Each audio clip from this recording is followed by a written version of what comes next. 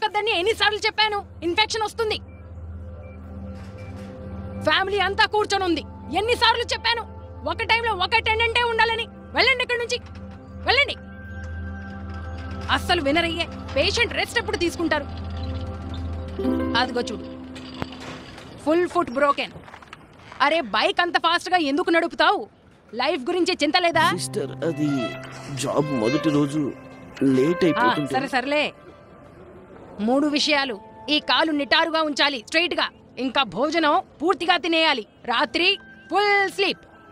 అర్థమైందా? సరే. ఈవిడ నర్సా లెక్క జైలరా? సిస్టర్ మార్తా ఇక్కడి హెడ్ నర్స్. ఇంకా ఎంతో స్వీట్ ఈ మ్యామ్. స్వీటా? ఫోన్ యూజ్ చేయకూడదు. ఏయ్, కాలు గోకకు. అంతా పూర్తి చేసేయాలి. అంకుల్. ఏయ్, పక్క బెడ్ లో ఉన్న పేషెంట్ ని ఇబ్బంది పెట్టకు.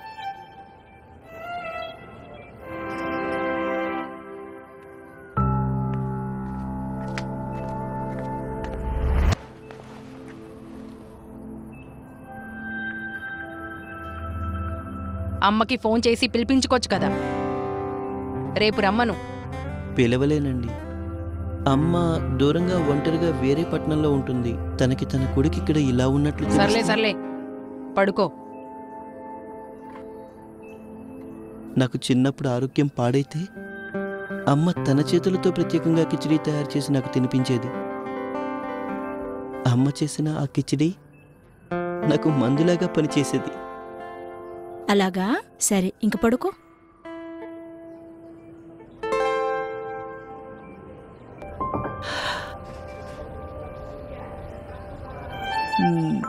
Thank you so much sister. మీరు అచ్చం అమ్మలాగానే కిచిడీ తయారు చేశారు. థ్యాంక్ యూ నాకు కాదు, మార్తా మేడంకి చెప్పు. ఆవిడే ఇంటి నుంచి తయారు చేసి తీసుకొచ్చారు నీకోసం స్పెషల్ కిచిడి.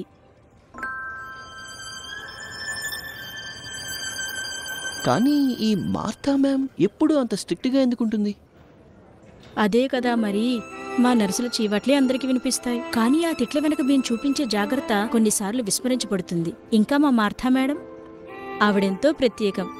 మాట కఠినం, మనసు సున్నితం.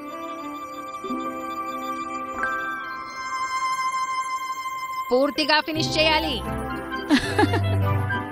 బయటకు కఠినంగా ఉన్నా లోపల మాత్రం సున్నితత్వం. ఆమె మందలింపులో ఉన్నది తల్లిలాంటి మృదుత్వం. మ్యాన్కైండ్ ఫార్మా నర్సులందరికీ తెలుపుతోంది హ్యాపీ నర్స్ డే.